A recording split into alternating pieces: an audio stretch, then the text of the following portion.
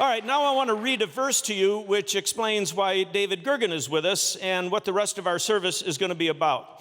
The verse I'm going to read to you is from the book of Acts, which we are going to study, by the way, 9 straight weeks. Right after MLK weekend, Steve Carter and I are going to co-teach that. Look forward to that. It's going to be a fantastic series called Something Supernatural. When God does supernatural stuff in people's lives, how many of us don't need that? And in communities, in churches, and so that's coming up. But in Acts 20:20, Paul is talking to his church, and he says, I have not hesitated to preach to you anything that was profitable, anything that would help you. He's saying to his congregation that his sermon selection from time to time is based on what he feels his congregation really needs. What are they asking for that would be profitable for them? In the last several months, I've been besieged by Willow members asking me to explain what is happening in our world. Why does it seem like our world is becoming unhinged in so many ways and places all over the globe? What's going on? And people stand in long lines after services and they say, explain it to us, Bill. Well, how should we think about this? I don't really consider myself qualified to be enough to speak to many of these issues, so I asked a friend who helped us at the Global Summit a few years ago if he would be willing to come and spend a weekend with us here at South Barrington, and we're hooked up with all of our regional sites, so the entire Willow family is experiencing this together. You all know that David Gergen is eminently qualified to help us this weekend. He's been a senior advisor to 4 U.S. presidents, both Republican and Democrat. He's nonpartisan. He graduated from Yale, then Harvard Law School, and has since been awarded 25 honorary degrees. He's a professor at the Kennedy School for Public Leadership. From time to time, he's on television, CNN, and other stations, giving his counsel about world events. Would you give a very warm Willow Creek welcome to David Gergen?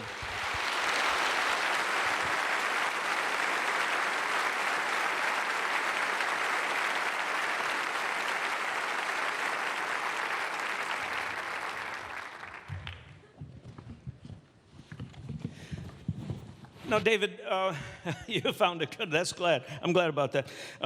We're grateful to have you here. We know that you could be, speaking to tens of millions of people on a television audience this morning, and you chose to fly in to spend a weekend at our church. So can we just thank David one more time for coming?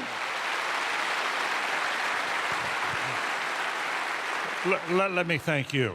Let me thank you. It's an honor to be here, to come back to Willow Creek, and to once again be inspired. And Bill, to once again see you're such a blessing for this community. Well, thanks. Now, hey, David, you've worked under 4 presidents, and some of our listeners will know them right in a row. And so for those of us who don't, which 4 presidents, and could you say one interesting thing about each of the 4 presidents you served under? Interesting. Many sins. I, as a young man, very young, I went to work for Richard Nixon, and it was a surprise to him and a surprise to me.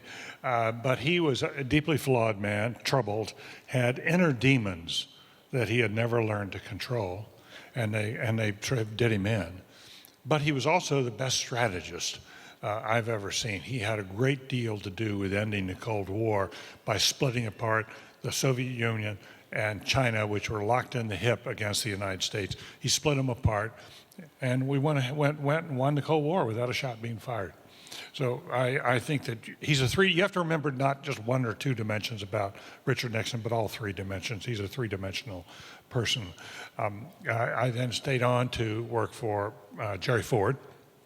He was a wonderful man, and despite the fact that he had the shortest tenure of any president of the 20th century, he brought back honor and integrity to the White House. And for that, we should, and in the rear view mirror of history, he looks better and better. Ronald Reagan, it was a privilege for me to serve with Reagan. I am not as conservative as he was, but I learned a great deal from him about leadership. And in my judgment, he did the best job as president, was the best leader in the White House since Franklin Roosevelt.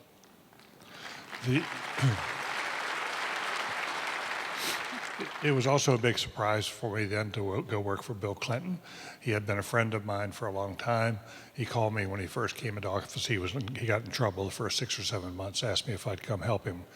And when a president asks you to serve, you do, if you can.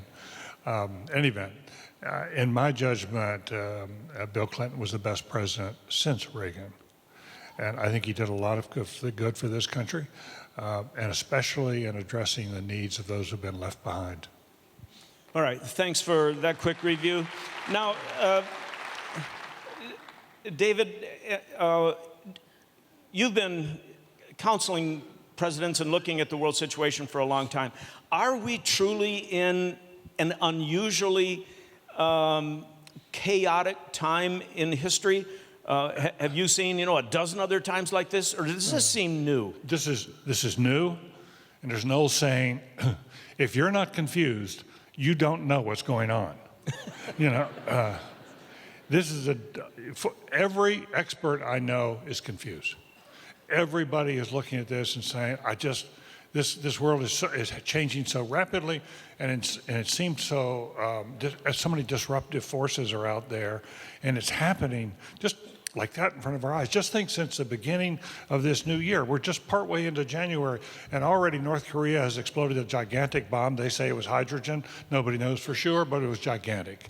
The Saudis have gotten into a real spitting match with the Iranians, and that could potentially lead to conflict in the Middle East. They're already rivals in Syria and other places. But that Sunni Shia split is really coming to the forefront. And we just had the worst opening week on Wall Street in the history of Wall Street, and based to a considerable degree on turmoil in China. So everywhere you look, the world is changing, and often in discouraging ways. We've got a lot of work cut out for us. Okay, so the one that I want to start with, which is why you earn the big money, is this group called ISIS. Just about the time I understood who the Taliban were, then they got displaced by Al-Qaeda. Right. And just about the time I started to wrap my head around those guys, then they're not the threat anymore. Now it's this new group called ISIS. So my question to you is this a religious group? What's its end game? What are these people trying to do? It is a religious group. It's a group that's perverted the Quran and other writings of the early Islamic faith in a way to create this extremism.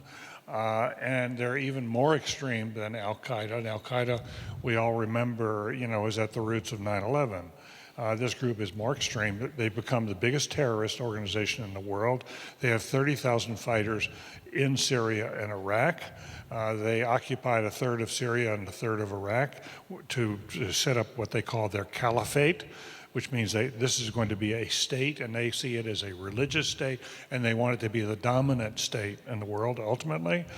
They have already now got partners. They're spreading so that you find partners from Nigeria to the Philippines, and that's a big part of the world. And they're very dangerous. They're disrupting the Middle East, and they're starting to disrupt Europe in very serious ways. Now, David, again, there's only 30,000 of these people organized to fight. Is there any hope in your mind? We're Christians here, and we always want to seek peace first. We want to gather around board tables before we shed each other's blood and our kids' blood and stuff like that. Is there any hope in your mind that we could sit down and talk with this group, figure out what's bothering them, and solve this around a peace table? Well, it's a little bit like, how do you think about a Vladimir Putin in Russia? And some people say, I looked into his eyes and I saw someone I could do business with. And Bob Gates, who was Secretary of Defense, as well as head of CIA, said he looked into Putin's eyes, and what he saw was a cold-blooded killer. That's what ISIS is all about. These are cold-blooded killers. And you don't want one of them showing up here at Willow Creek. You don't want to sit down around a table. Next thing you know, they'll be trying to blow you up. So you just have to accept the fact these are irreconcilable people. And to give you some sense of how tough this is, to persuade them to step back, Just a few days ago, a mother in the Middle East went to the caliphate, went to ISIS to find her son who had signed up, and she wanted to persuade him to come home before he lost his life. He turned her in to the authorities, and the ISIS authorities required him, and he did it in front of a large crowd. He took a pistol and shot his mother, killed her. What kind of people are these? We just do not, they're irreconcilable, and we're not going to be able to kill them all, but what we can do is diminish their hold on the Middle East and make them less attractive to others to come. There are fighters still going from this country. We've had 250 Americans estimated now to have gone over for training and spend time with ISIS, and we see what happens in San Bernardino. We've seen it elsewhere, that these people can come back and infiltrate. Hey, David, you were telling me in the back room that this group has really learned how to capitalize on social media. They have. Well, how have they done this? They've done it in two ways. One, they figured out messaging they're clever. There are some very smart people who belong to, there's scholars who belong and are part of ISIS.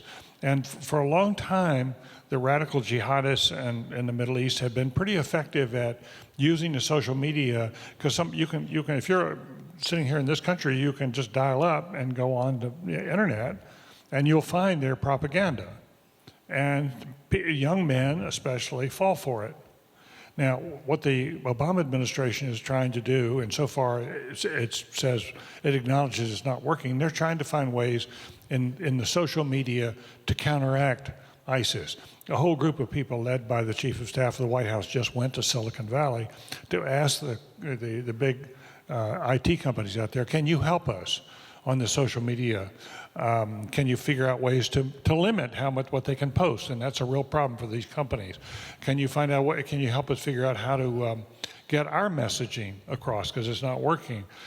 Frankly, after this weekend, I'm going to go back and say, you ought to send your social media people out to Willow Creek. They're better at this in communicating than anybody I know, and everybody can learn a lot from it. All right, so this ISIS group has created so much chaos in the Middle East, and now I was reading recently, there are 60 million displaced people in the world right now. 60 million refugees, the highest number since we started recording these numbers. Where are all these people being displaced from? Where are they going? What's happening here? Well, it is massive. The worst in human history. 1 out of every 122 citizens of the world is now displaced. Think of that. Say worldwide. That figure again. One out of every basically 120 people in the world is now displaced. And that number is rising.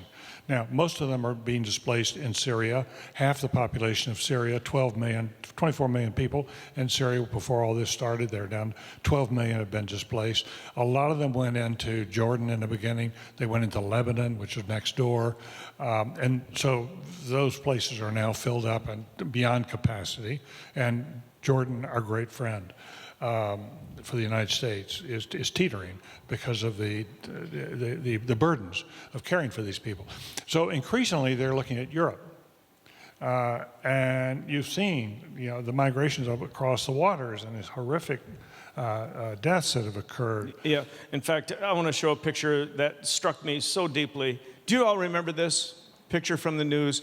Very rarely have I been watching the television in my study at home, and an image came on that immediately brought me to tears. It's about the age of one of my grandkids. Yeah. And I got on my knees by my coffee table and hit mute and just said, God, I cannot close my eyes to this. There are millions of people who are running for their lives and who are putting their families on boats that don't float. Right. And kids washing up on beaches. So, David, where are they going? What's going to happen? Well, it's so sad because like that child, his parents got to the edges of the shore.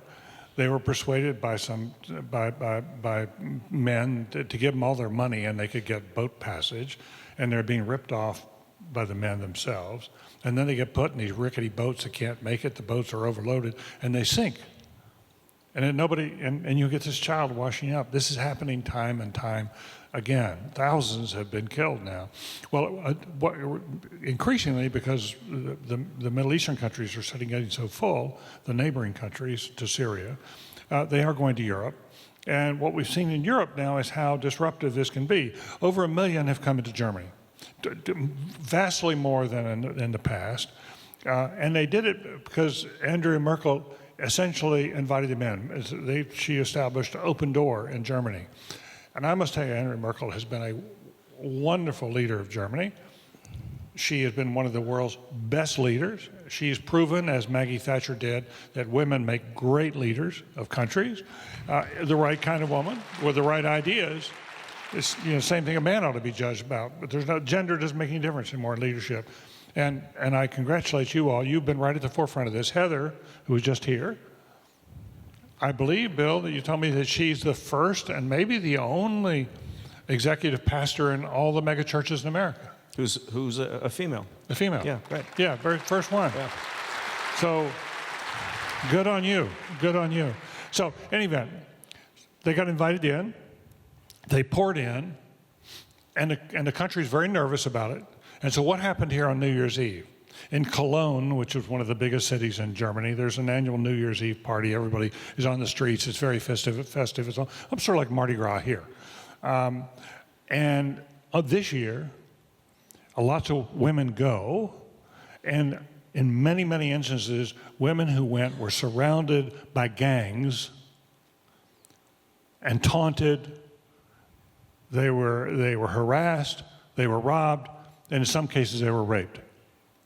And who were the gangs? They were mostly made up of the refugees, the migrants who'd come in. Now, you can imagine what that does to the psychology of Germany living there. What have we done to ourselves? Merkel may fall over this. But just as importantly, perhaps more importantly, Europe itself is fracturing over this issue. The European Union could well disintegrate in the next couple of years. The European Union and the United States, that partnership between the two of us has been the most important partnership in the world for keeping the peace, keeping the general peace. So it matters to us a lot if Europe were to fracture. So this is a dangerous situation, and the migrant situation is destabilizing Europe. And so what, they're not easy solutions. We're not going to destroy everybody there. What we can do in ISIS, what we can do is gradually push them out, especially out of Iraq. We've taken back about 40% of what they had in Iraq. We've taken back about 20% in Syria. It's very slow, very hard in Syria, but we can get them out of Iraq probably. Well, what's important then is, and Willow is just the perfect kind of organization and the perfect spirit of service to others in need, is if we can go in behind, as the military forces clear out an area, if we can go in with services behind that and start rebuilding communities where the people can then stay, where the migrants can then stay in their own countries, or where they have places to go, safe havens where they can go. If we can keep them in the Arab countries, that's far better than having them distributed elsewhere where it's so disruptive. Yeah. So that's what we ought to be about. We ought to be looking at ways, how can we now come in and serve? Yeah. And one thing I wanted for informational purposes for you as a congregation to know, that the minute this refugee situation started getting out of hand, and hundreds of thousands were going over the border into Jordan. We have partner ministries in Jordan. As David was saying, Jordan is an ally country to the U.S., a good friend of ours. We have churches in Jordan that Willow Creek has sent resources to, because those churches go in to the refugee camps and put food on the table of the Syrian refugees and clothing on the children. We've made a significant investment in that in Jordan. And another thing you should know is we've done that in Iraq. And we just heard a story this week. David was describing how difficult the refugee situation has made for life in Germany. We learned of one of our good friends of ours in a church in Germany had an unoccupied building right next to their church. The government opened it up and put 150 Syrian refugees right next door to this church. The pastor and his wife had to make a decision. Are we going to put a wall up between us, or are we going to think differently about those 150 people who are living right next door to us now? And they decided to build relationships and adopt all 150 people into their church family as trying to serve them, build relationships, food and clothing. And so they looked at it as an opportunity to do good. And so that was thrilling for me to hear. These are difficult situations, but sometimes in very dire situations like this, the kingdom of God can be made manifest. So I thought that was pretty cool. That's true, Bill. And it's important to place this in context about refugees and the 60 million that are sort of displaced. You'd think that when the problem at home settled down, they could go home, right? And so they wouldn't be gone long. On average, refugees around the world stay away for 12, 14 years. It's a long time before they go back. It has dramatic impact upon families, especially young children.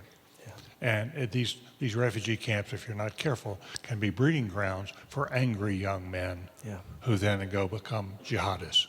Yeah. Good word. Okay, now, David, as long as we're on the happy subject of all these displaced people, let's go to another happy subject. A conflict zone that's been going on for almost a lifetime here, Israel, Palestine. We have sent 200 of our top leaders over to a group called Telos to understand the narrative of the Israelis and to understand the narrative of the Palestinians. You know both these narratives very, very well. You've worked in these areas. You understand this conflict. Do you have any sense of optimism that we're going to make progress in trying to end this conflict? Well, I think the Telos project is exactly the kind of thing that is needed, and we need to build on that. I spent a fair amount of my time raising money for scholarships for students to come to the Kennedy School, and we've now got a whole group of Israelis who come every year. And we've just recently raised money for a lot of Arab students to come every year, and we're letting them mix together and spend a lot of time together, and they bond, and they begin to realize their futures are tied up with each other. Right. If one has a bad future, the other one's going to have a bad future. So I think the kind of efforts you're making are really important, because at the diplomatic level, we've hit dead ends right now. The diplomatic talks are basically over for the duration of the Obama administration. They just essentially collapsed. John Kerry has tried like the dickens to get something going, just can't get it to happen. And I think everybody now assumes it ain't going to happen, on this watch, maybe with a new president. And I think it's really one of the important things on the agenda for the next president is to try to secure a better a set of agreements. Because otherwise, you all are working for a two-state solution, right, which is the best solution. A two-state solution that allows Israel to continue as a Jewish state and allows a Palestinian state to come forward as a home, which essentially is a Palestinian or Arab state. What we're drifting toward is a one-state solution. And in a one-state solution, the state of Israel disappears. The Jews become a minority in their own country. And that is... that's just not a sustainable proposition. So this is important. It's just not going to happen quickly. Okay. Now, here's another thing that's happening right before our eyes, and I want you to speak to our church about it. I think it's exceedingly important. Because of the misbehavior of a few radicalized extremist Muslims, there's becoming a tear in the fabric of Christians and Muslims in the United States and around the world. Stereotyping, mean-spiritedness, and this kind of thing. Do you see it? Are you concerned about it? Yeah, I do. It's sort of, you're blinded by it because it is real. I think those of us who are not Muslims, those of us who are Christians, probably don't understand it as well as, if you were a Muslim, you understand it.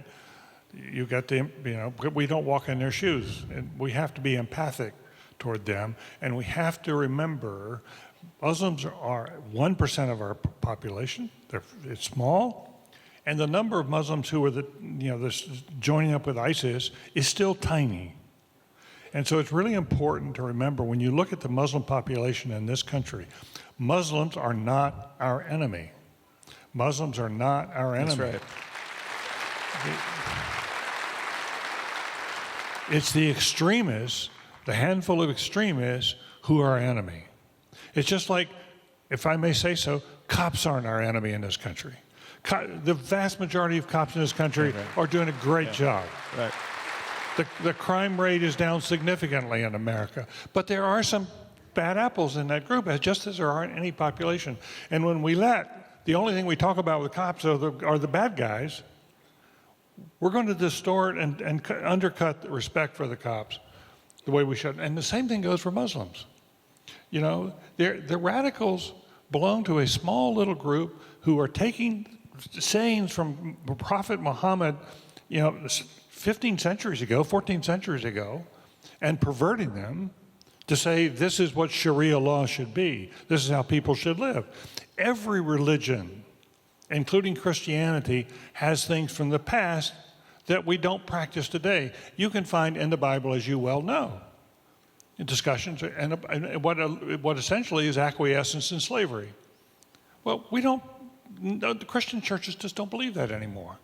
Or look at that guy who went into the Planned Parenthood in St. Louis here a few days ago and shot people in the name of Christianity. That is a perversion of Christianity. And we would all resent it if others said, that's what Christianity is. It is not. It's a perversion. And so I think it's really, really important that we find ways to build bridges to the Muslim community. And I commend what you're doing here because you're really taking this on seriously, just as you're bringing Pastor Meeks in next week to talk about race relations. I mean, this is a very constructive community here at Willow.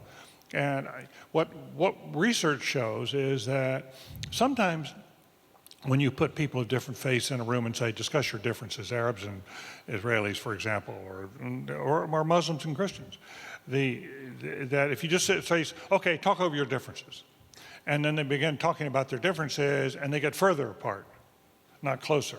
And what research shows is if you can first find a service project that they can work on together, out in the neighborhood, say Habitat or something like that, and they begin to find each other as individuals, then you can bring them together for conversations about differences because they've established a common bond. They see that they're all human, that we're in this together. Yeah.